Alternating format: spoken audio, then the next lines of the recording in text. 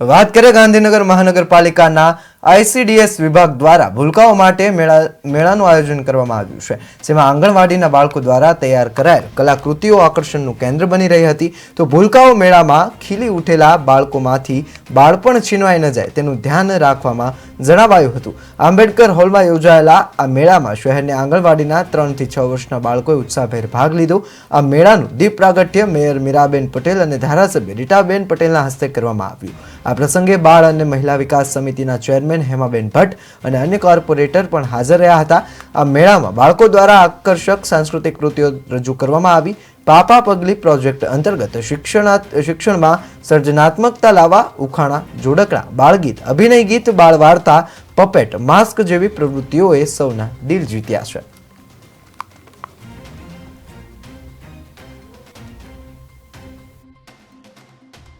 આજે આઈસીડીએસ શાખા ગાંધીનગર મહાનગરપાલિકા દ્વારા ગાંધીનગર વિસ્તારની અંદર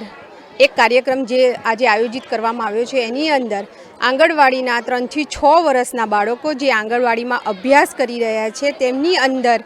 એક જાગૃતતા લાવવા માટે, એક ટેલેન્ટ, એમનું કૌશલ્ય ઉજાગર કરવા માટેનો આ કાર્યક્રમ છે। આંગણવાડીની અંદર જ્યારે આ બાળકોને આંગણવાડીની બહેનો દ્વારા જે એમની અંદર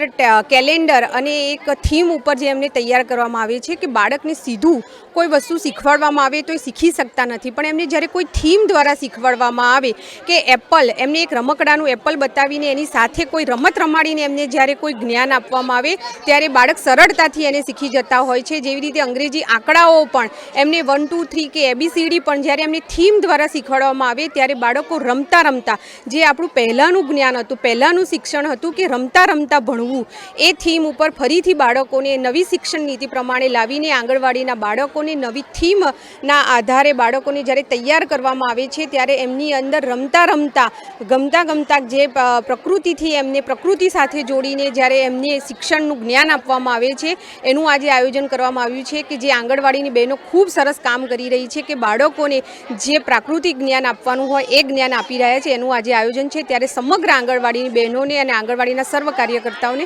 અભિનંદન આપું છું। બાળકના જીવનની પહેલી પાપા પગલી એટલે એનું પૂર્વ પ્રાથમિક વિભાગ કે જ્યારે બાળક પોતાની માતા પાસેથી એક માની આંગળી છોડી અને બીજી માના હાથમાં એટલે કે આંગણવાડીની અંદર જ્યારે બાળક જાય છે ત્યારે બાળકની અંદર નાનપણથી જ એક થીમ બેઝ લર્નિંગ, જેના કારણે એની અંદર ભણતર, ગણતર અને ઘડતર એમ કહેવાય ને કે એને ઘોળીને પીવડાવી દેવાય કે જેથી કરીને જીવન દરમિયાન એ વસ્તુ, એ પાઠ એ જીવનમાં ક્યારેય ન ભૂલે। તો આજે ગાંધીનગર મહાનગરપાલિકાના આઈસીડીએસ ટીમ દ્વારા આ પાપા પગલી કાર્યક્રમનું જે આયોજન કરવામાં આવ્યું છે કે જેની અંદર આંગણવાડીના 3 થી 6 વર્ષના બાળકોને કેલેન્ડર અને થીમ બેઝ લર્નિંગ દ્વારા કે જે એમની અંદર શિક્ષણનો સંચાર કરવામાં આવે છે, તો એનું આજે આ આયોજન કરવામાં આવ્યું છે।